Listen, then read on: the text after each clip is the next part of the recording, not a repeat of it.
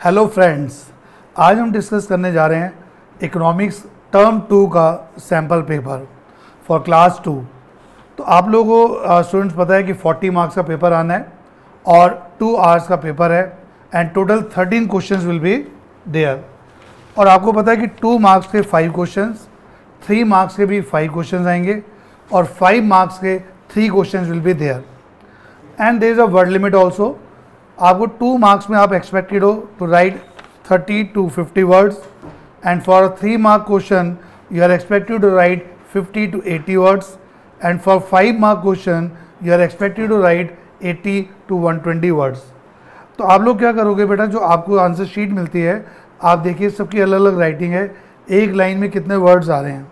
Suppose आपके 10 words आ रहे हैं और आपने 50 वर्ड्स लिखा है तो नेचुरली 5 लाइन्स, ठीक है। एग्जाम में आप एक एक वर्ड तो काउंट नहीं कर सकते, तो वैसे ही आप प्रैक्टिस करिए। तो straight away we are going to start with a question paper. सबसे पहले जनरल इंस्ट्रक्शंस गिवन है और एक इसमें कोर्स बेस्ड क्वेश्चन भी होगा। ओके, तो first question is when MPC is greater than MPS the value of investment multiplier will be greater than 5। Give reason, state whether the given statement is true और false. तो 2 choice है इसके अंदर। तो आपको ये पूछना है कि अगर एमपीसी एमपीएस से ग्रेटर हुआ तो क्या उसकी वैल्यू ग्रेटर देन 5 आएगी? तो answer is it is false. अगर एमपीसी एमपीएस से ज़्यादा है, ठीक है, सपोज करो कि एमपीसी हम 0.6 ले लेते हैं और एमपीएस हम 0.4 ले लेते हैं।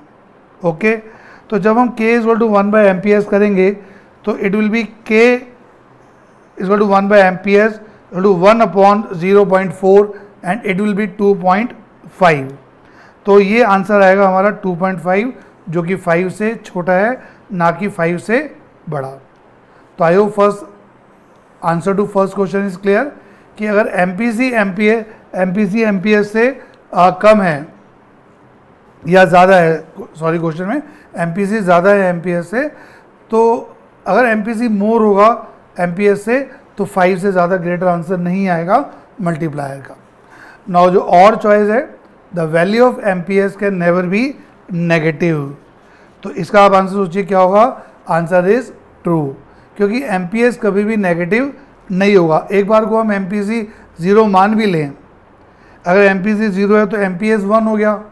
एमपीएस का फॉर्मूला क्या है? Delta S by delta Y. तो कभी भी एमपीएस नेगेटिव नहीं होगा and this statement is true. Now second question, why are less women found in regular salaried employment in India? कि ऐसा क्यों है कि लेडीज जो है रेगुलर सैलरी वाले काम में कम पाई जाती है? उसके रीज़न क्या है? उसके 2 रीजंस हैं, because it is a 2 mark question.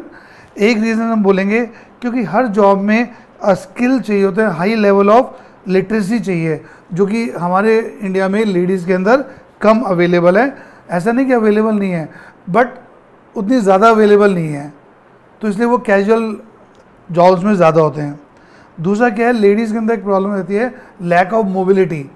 आप जेंट्स को यहाँ से चेंज करके बेंगलोर भेज दो, बेंगलोर से मद्रास भेज दो, बट लेडीज़ के लिए प्रॉब्लम क्या है, फैमिली है, बच्चे हैं, बच्चों का स्कूल है, तो दे हैव टू सेक्रीफाइस, तो therefore there is less mobility. Question number 3, government is incurring expenditure on child immunization program. Does the given statement mean that welfare of the people of India will increase along with increase in its GDP? Comment with reason. तो ये आपसे पूछ रहा है कि अगर हम child immunization programme करते हैं तो क्या ये रिजल्ट करेगा वेलफेयर ऑफ पीपल में? Answer is yes. क्यों? क्योंकि ये गवर्नमेंट का एक्सपेंडिचर होगा। Immunization programme, vaccination programme government का एक्सपेंडिचर होगा, और एक्सपेंडिचर मेथड में अगर government final consumption expenditure rise करता है तो जीडीपी भी बढ़ेगा। और जब ये चाइल्ड इम्यूनाइजेशन प्रोग्राम होगा it will improve the health of the children. उससे क्या होगा? उन बच्चों की लॉन्ग रन में एफिशिएंसी विल इंक्रीज, और जब बच्चों की हेल्थ इंप्रूव होगी तो क्या होगा? They will grow up into healthy adults with a higher efficiency level. Therefore, we can say that this program will surely result in raising the welfare of the people. एक choice इसमें दे रखी है numerical की, NI का numerical है, NV eight MP निकालना है और we can say NDP at MP। 5 चीज़ें इसमें गिवन है। Fix capital good with a life span of 5 years. अब 15 लाख की वैल्यू है, 5 साल की लाइफ है, तो 15/5 हर साल की 3 लाख हो गया डेप्रिसिएशन। अगर डेप्रिसिएशन चाहिए होगा तो this is the hidden figure. Second raw materials given है, थर्ड सेल्स गिवन है, fourth net change in stock given है और fifth taxes on production given है। तो इस क्वेश्चन में अगर हमें NVA एट MP निकालना है, NVA एट MP, तो इसमें पहले थर्ड आइटम लेंगे हम, यानी कि सेल्स, फिर प्लस फोर्थ यानी नेट चेंज इन स्टॉक, और फिर -2 यानी कि रॉ मटेरियल, जिसको हम इंटरमीडिएट गुड्स या इंटरमीडिएट कंजम्पशन भी कहते हैं, और फिर हमें माइनस करना है डेप्रिसिएशन। बट डेप्रिसिएशन क्वेश्चन में गिवन नहीं है, तो ये जो फर्स्ट आइटम है ना, fix capital with a life span of 5 years, इसी में हिडन है। 15 लाख की वैल्यू है, 5 साल की लाइफ है, तो अगर डिवाइड करेंगे 3 लाख आ जाएगा पर ईयर, वो डेप्रिसिएशन रहेगा। ठीक है, तो इसको हम सॉल्व करते हैं। थर्ड आइटम इज 25 और ये -2, देन -6 एंड -3, तो इसका आंसर आ जाएगा ₹14 lakhs। Is it clear? तो ये 2 मार्क्स का हमारा न्यूमेरिकल सॉल्व हो गया। नाउ फोर्थ क्वेश्चन है कि India has emerge as a hot spot for medical tourism, defend the statement with valid argument. आपको ये नहीं बताना कि ये ट्रू और फॉल्स है, आपको डिफेंड करना है। तो आंसर नेचुरली वी एग्री कि आज आप देखें कि इंडिया के अंदर lot of foreigners are coming for medical treatment, या तो कोई ऑर्गन ट्रांसप्लांट के लिए आ रहे हैं, कोई सर्जरी के लिए आ रहे हैं, कोई डेंटल या कॉस्मेटिक केयर के लिए आ रहे हैं। इसका रीज़न क्या है? पहला रीज़न है, आप इसमें 2 रीज़न देंगे कि हेल्थ सर्विसेज जो इंडिया में है, दे offer latest medical technologies with qualified professional. बहुत अच्छी टेक्नोलॉजी है और बहुत अच्छे डॉक्टर्स प्रोफेशनल्स हमारे यहाँ पर है। और दूसरी बात कि जो इलाज फॉरेन कंट्रीज़ में, विदेशों में फॉरेनर्स को बहुत महंगा पड़ता है, it is very costly, but India के अंदर same services they are very cheap और we can say less costly. तो इंडिया में इलाज कराना सस्ता पड़ता है, इसलिए foreigners are opting for medical treatment in India. Next choice है, discuss briefly the concept of informalization of workforce in context of Indian economy. तो हमने ये विटनेस करा है कि फॉर्मल सेक्टर से लोग इनफॉर्मल सेक्टर में ज़्यादा से ज़्यादा शिफ्ट हो रहे हैं। तो कितना प्रपोर्शन जो टोटल वर्कफोर्स है, कितने लोग उसमें से इनफॉर्मल सेक्टर में काम कर रहे हैं, that is known as informalization of workforce. और ये अच्छी बात नहीं है, क्योंकि इनफॉर्मल सेक्टर में उनको लेबर लॉज इतने प्रोटेक्ट नहीं करते, उतनी फैसिलिटीज़ नहीं मिलते हैं। ओके, फिफ्थ क्वेश्चन हमारा इनकम एंड एम्प्लॉयमेंट से चैप्टर से क्वेश्चन है और ये एक न्यूमेरिकल है। इसमें C = 200 + 0.5y गिवन है। ठीक है, consumption function, C is the consumption expenditure and Y is the national income. Investment expenditure 400 crore है। ये आपसे पूछा है कि अगर 1500 करोड़ हो तो क्या इकोनॉमी इक्विलिब्रियम होगी, हमें जस्टिफाई करना आंसर को। ओके, तो उसके लिए हमें क्या करना पड़ेगा, पहले इक्विलिब्रियम निकालना होगा। कैसे आएगा? देखो, आपको ये पता है कि AD = AS होता है फॉर्मूला, यहीं पर हम सॉल्व करते हैं। तो एक फॉर्मूला निकल के आ गया, Y = C + I। अब Y = C + I, तो C के अंदर आप वैल्यू डाल देंगे, 200 + 0.5y, ये आ गया, प्लस इन्वेस्टमेंट है 400, तो y में से हम माइनस कर लेंगे 0.5y = 600, क्योंकि 200 वहाँ चला गया, तो ये 200 + 400 600 हो गया। अब y = 600 / 0.5, ठीक है, 600 / 0.5, तो ये हमारा आ गया, क्योंकि 0.5 का मतलब 5/10, 10 ऊपर चला गया 6000 पे 5, तो ये आंसर आ जाएगा रुपीज़ 1200 करोड़। ओके, तो ये सॉल्यूशन है इसका। तो 1200 करोड़ आया, equilibrium level of national income बोलेंगे। लेकिन क्वेश्चन पूछा है कि क्या 1500 पे होगा, बट वो तो उससे ज़्यादा ग्रेटर है। तो इसका मतलब 1500 करोड़ के ऊपर इकोनॉमी इक्विलिब्रियम पे नहीं होगी बिकॉज इक्विलिब्रियम के लिए 1200 करोड़ पर होगा। तो आंसर इज नो। जो लास्ट में पूछा is the economy in equilibrium, answer is no. Okay, now we come to next question, 6th question, 3 marks का डेवलपमेंट। क्योंकि पहले 5 क्वेश्चन जो हो गए ना वो 2 मार्क्स के हो गए, अब जो अगले 5 क्वेश्चन होंगे वो 3 मार्क्स के होंगे। Development of infrastructure and economic development go hand in hand, do you agree? Elaborate. Easy question है, स्ट्रेट फॉरवर्ड। तो कंट्री में जितना roads, bridges, hospital, schools, airport, electricity plant, जितना इंफ्रास्ट्रक्चर ज़्यादा अच्छा होगा उतनी ज़्यादा इकोनॉमिक डेवलपमेंट होगी। तो ये बड़ा ही एक इजी और स्ट्रेट फॉरवर्ड क्वेश्चन है और हम इससे एग्री करेंगे, क्योंकि इंफ्रास्ट्रक्चर से क्या होगा, it will increase the productivity level of the factors of production, quality of life बढ़ेगी उसके अंदर, ठीक है ना, हेल्थ के अंदर हमारी इंप्रूवमेंट होगी, वाटर सप्लाई, सैनिटेशन अच्छा हो जाएगा, क्वालिटी ऑफ ट्रांसपोर्ट कम्युनिकेशन अच्छा हो जाएगा। तो ये जितनी भी जो चीज़ें हैं ना, it will contribute to the economic development of country. तो इसका आंसर येस हो गया। Next is if the rate of resource extraction exceeds the rate of regeneration, it leads to reduction in carrying capacity of the environment. Discuss the rationale of the given statement with valid reasons.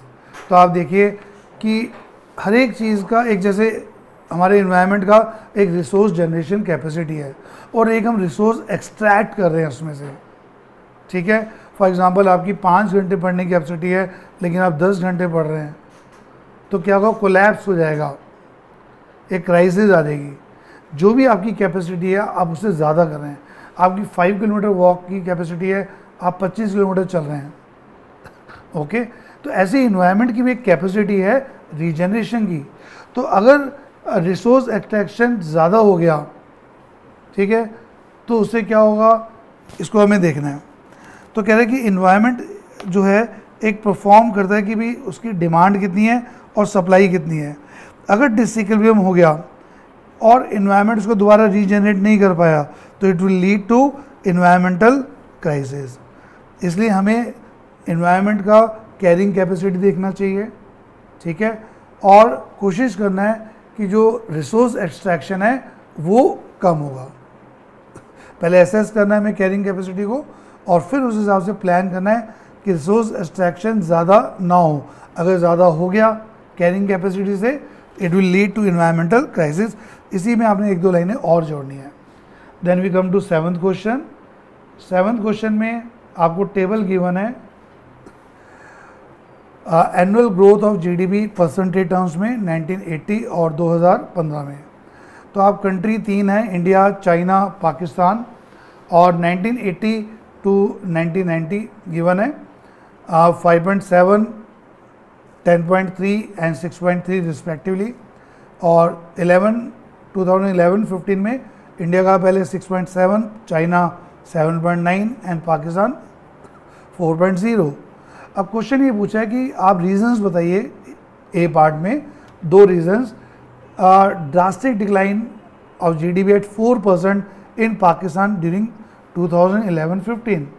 2011-15 में जो पाकिस्तान का GDP है वो 4% पर क्यों आ गया, उसके 2 reasons है। पहला, क्योंकि 1988 में पाकिस्तान में रिफॉर्म प्रोसेसेस स्टार्ट हुए थे, और दूसरा रीज़न क्या है डिक्लाइन का, पॉलिटिकल इंस्टेबिलिटी इन पाकिस्तान। पाकिस्तान में पॉलिटिकल इंस्टेबिलिटी होती रहती है, उस दौरान भी हुई थी। दैट्स वाई पाकिस्तान की जो जीडीपी की ग्रोथ रेट है वो 4 पर आ गया।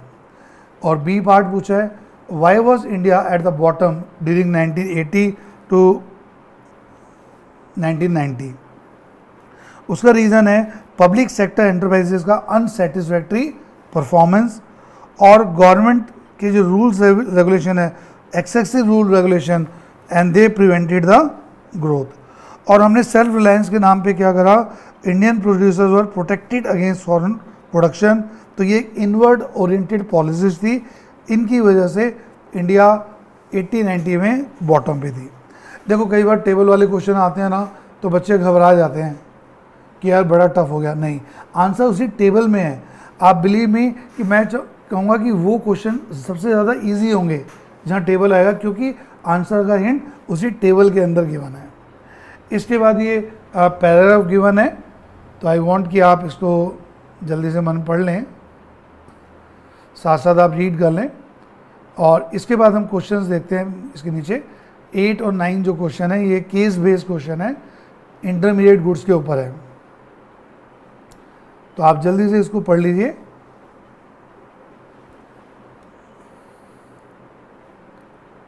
अब हम क्वेश्चंस लेते हैं इसके। 8th question is define intermediate goods, can a producer good be an intermediate good, why. 9th question बाद में लेते हैं। तो इंटरमीडिएट गुड कौन सा होता है, जो या तो आप उसको रीसेल कर रहे हैं। सपोज करो कि मेरे पास कोई टेक्स्ट बुक आई, अकाउंट सीखोगे, I am a book seller, और मैंने उसको आगे बेच दिया, वो हो गया। या फिर वो यूज़ हो रही है प्रोडक्शन के लिए। फॉर एग्ज़ाम्पल आप ब्रेड पकौड़ा बना रहे हैं, तो ब्रेड पकौड़े के लिए क्या क्या चाहिए आपको, ब्रेड, ऑयल, पोटैटो, आलू चाहिए, मसाले चाहिए, है ना, सब चीज़ जो उसके अंदर कंज्यूम हो जाए।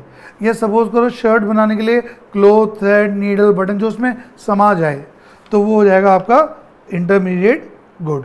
तो या तो हमने इसको रीसेल कर दिया या फिर हमने इसको यूज़ कर लिया प्रोडक्शन में, ठीक है। लेकिन सिलाई मशीन ये सब नहीं आएगा, जो उसमें एब्जॉर्ब हो जाएगा वही आएगा।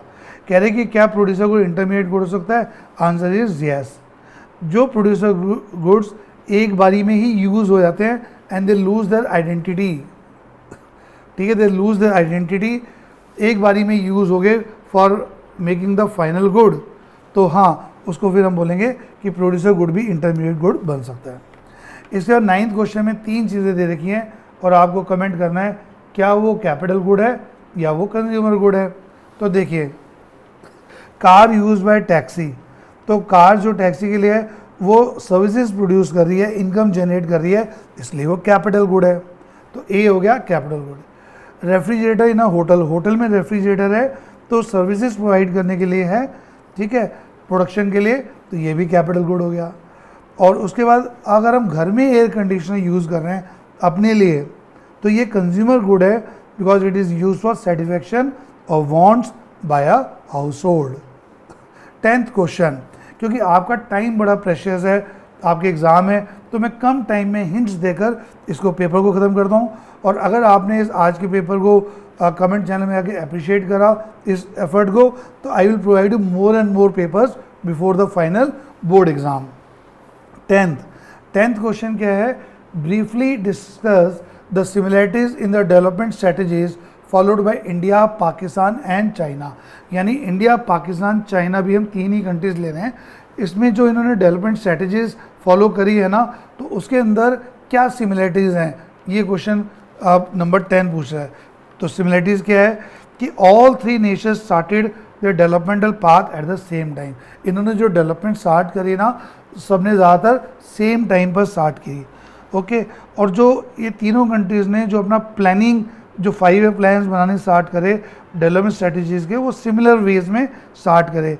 इंडिया का फर्स्ट 5 ईयर प्लान कब बना था, यस 1951। पाकिस्तान का फर्स्ट 5 ईयर प्लान कब बना, 1956। और चाइना का जो प्लानिंग स्टार्ट हुआ 1953। तो ऑलमोस्ट सब सेम टाइम पर ही स्टार्ट हुए हैं, ठीक है, ये हो गया। और इन्होंने एक सेम स्ट्रेटजीज अडॉप्ट करी by creating a large number of public sectors and raising public expenditure on social development. Public sectors को क्रिएट करा, डेवलप करा हुआ है। और 80s तक इन तीनों कंट्री की लगभग सेम ग्रोथ रेट थी और लगभग आसपास ही पर कैपिटल इनकम थी। उसके बाद इनके चेंजेस अलग अलग फ्लो आए हैं, ओके। 11th क्वेश्चन आपका है, define full employment, can an equilibrium situation be reached in an economy at less than full employment level? Explain with the help of diagram.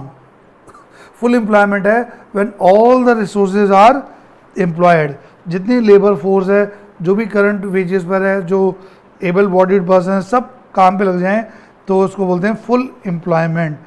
कि अब कह रहे हैं कि क्या इक्विलिब्रियम सिचुएशन पहले भी आ सकती है फुल एम्प्लॉयमेंट लेवल। सपोज जैसे कि आप 10 आवर्स अगर आप मैक्सिमम एनर्जी लगाएं ना, तो आप 10 घंटे एक दिन में पढ़ सकते हैं। लेकिन आज आपने संडे को सपोज करो 8 घंटे पढ़ा, तो पढ़ने की कैपेसिटी आपकी 10 आवर्स की थी, लेकिन आप 8 पर ही रुक गए।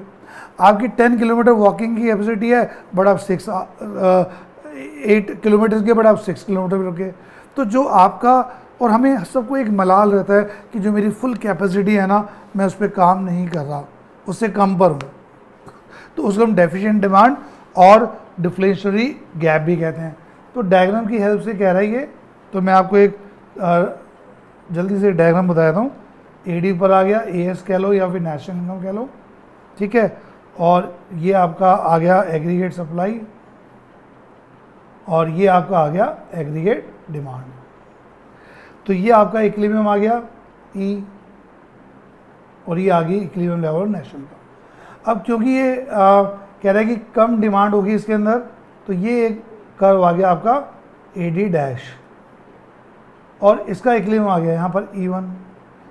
तो जहाँ पर पहले इक्विलिब्रियम आया, अगर वहाँ से हम कंपेयर करेंगे ना इसको कि कितना कम हो गया, तो ये इतना पोर्शन कम हो गया, and this portion is known as deficient demand और डिफ्लेशनरी गैप। जहाँ पर पहले इक्विलिब्रियम आता है ना, अब वहाँ से कंपेयर करते हैं, क्योंकि यहाँ पर तो ये इतना आ गया, सपोज M1, ठीक है ना, तो ये EM है, E1 M1, तो कितना पोर्शन कम हो गया, तो ये इतना पोर्शन कम हो गया। तो जहाँ पहले इक्विलिब्रियम आता है, हम वहाँ से उसको कंपेयर करते हैं, डेफिशिएंट डिमांड और deflationary gap. Now we come to 12th numerical, 12th question. इसमें हमें निकालना है GNP at FC from given data. अच्छा, इस क्वेश्चन में जो है NDB FC गिवन है, तो आप क्या करो, जो चीज़ गिवन है वो ऊपर लिख लो, और जो चीज़ निकालनी है उसको आप नीचे लिख लो, ठीक है। अब देखो, ये नेट से ग्रॉस जाना है, तो नेट, आपको 3 रूल्स याद है ना, ग्रॉस से नेट जाते हैं माइनस डेप्रिसिएशन, मार्केट प्राइस से फैक्टर कॉस्ट जाते हैं minus net indirect tax, domestic से नेशनल जाते हैं plus net factor income from abroad. वो 3 रूल लगाने हैं हमने इसमें। तो नेट से ग्रॉस जाएंगे तो प्लस डेप्रिसिएशन, ठीक है, और डोमेस्टिक से नेशनल जाना है plus net factor income from abroad. अब NDBFC इस क्वेश्चन में कितना है, 120, ये रुपीज़ इन करोड़ हो गया, ठीक है ना, हो गया। डेप्रिसिएशन का नाम कंजम्पशन ऑफ फिक्स कैपिटल दे रखा है, वो आ गया 60, ये प्लस हो गया। और नफाइफा जो है net factor income receive from abroad, third item, वो आपका आ गया -10। तो ये सब कुछ करके आपका आ गया 170 करोड़, ये आपका आंसर हो गया। तो this is the solution for this. तो I hope this is okay to everybody, ठीक है। तो ये हमने कर लिया, NDBFC से GNP एट FC ले आए। अब इसके बाद इसी क्वेश्चन का दूसरा पार्ट है, non monetary exchanges are not included in estimation of national income, do you agree with the given statement, give reasons. NIE में बेटा आप लोगों ने टॉपिक पढ़ा है GDP एंड वेलफेयर, है ना।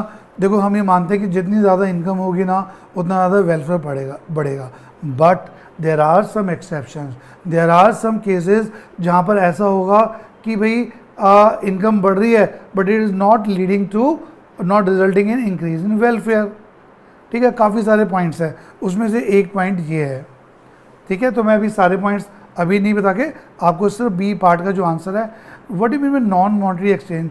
आप देखिए, मम्मी हमारा घर में ध्यान रख रही है, आप सबकी मम्मियाँ ध्यान रख रही है, बच्चों को नहलाना धुलाना, खाना बनाना, दाल रोटी सब बनाना। अब उसकी वैल्यू कैसे निकालें, रोटी बनाए कैसे निकालें, 10 रुपये की रोटी, किसी के घर में साउथ इंडियन बन रहा है डोसा, किसी के चाउमीन बन रहा है, किसी के वेज, किसी के नॉन वेज, कैसे निकालेंगे value.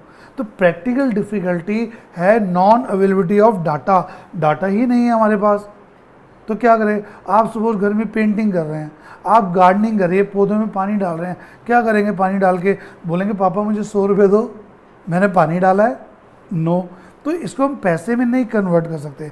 That's why they are not included in national income, they are not included in GDP. तो ये बहुत बड़ी नाइंसाफ़ी है, बिकॉज आप पेंटिंग करते हैं, आप ड्राइंग करते हैं, आप गार्डनिंग करते हैं, हाउस वाइफ सर्विसेज हो रही है, हम आज जो भी है अपने पेरेंट्स की वजह से हैं, बट क्योंकि मॉनेटरी मेजरमेंट नहीं हो सकती हम उसको एक्सक्लूड करते हैं। Although they result in increasing the welfare, उससे वेलफेयर हो रहा है, बट वो नेशनल इनकम इंक्लूड नहीं है। इसका मतलब नेशनल इनकम अंडर एस्टिमेटेड है, नेशनल इनकम अंडर एस्टिमेटेड है।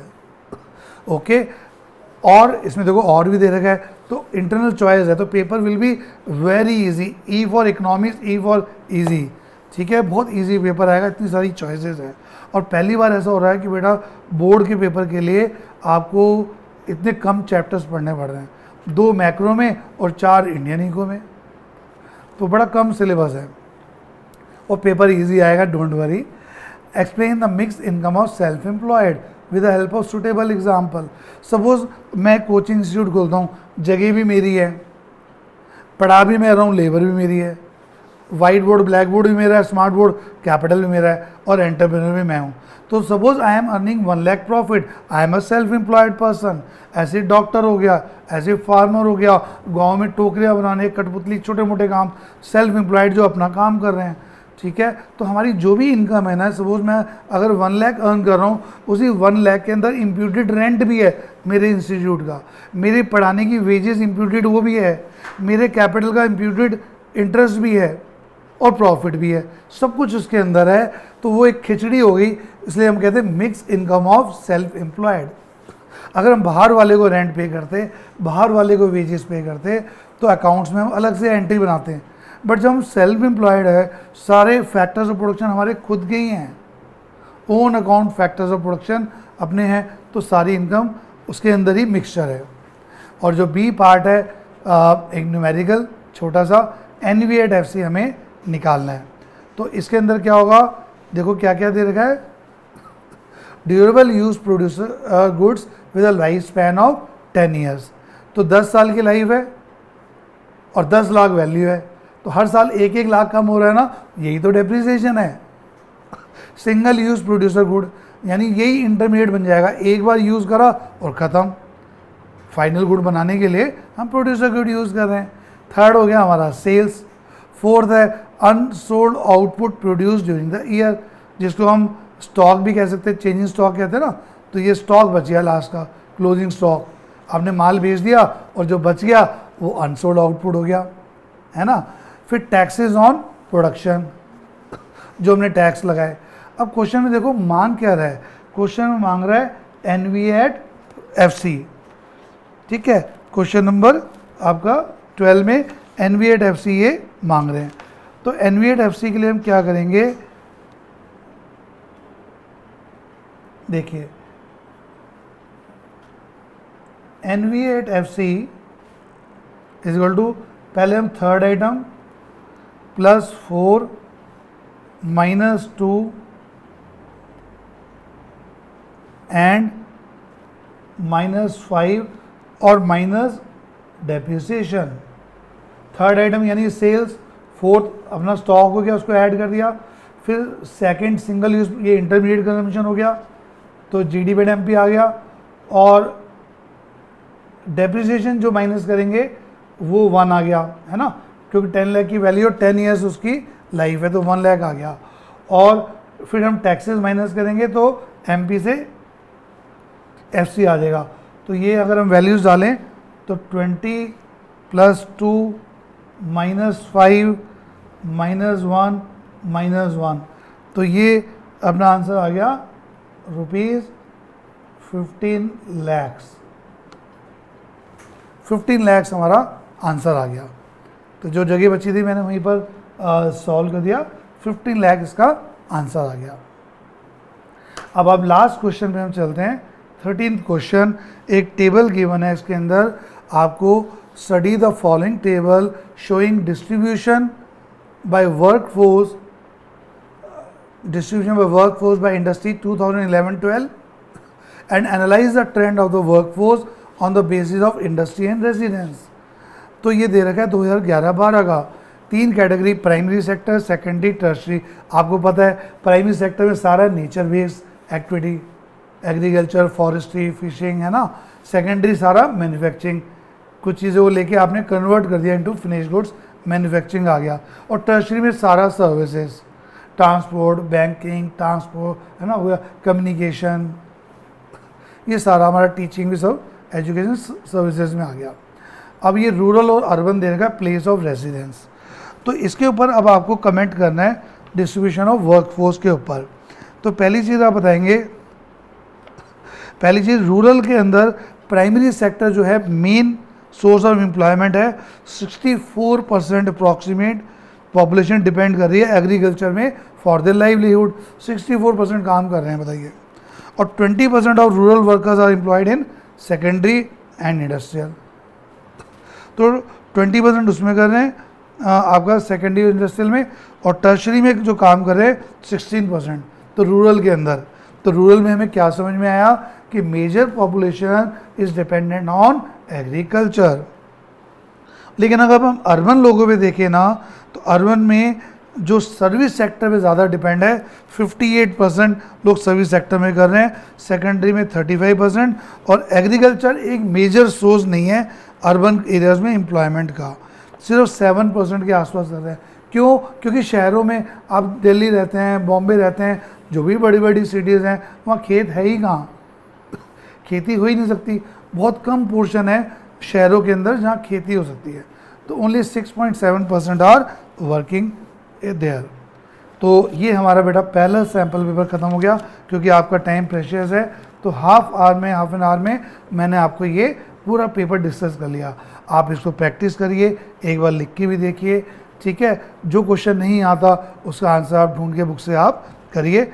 और अगर आपको ये अच्छा लगा पेपर, तो आपका अगर फीडबैक अच्छा आया, आपका रिस्पॉन्स आया, तो मैं आपके लिए टाइम, क्योंकि I am very busy these days because I am preparing offline also.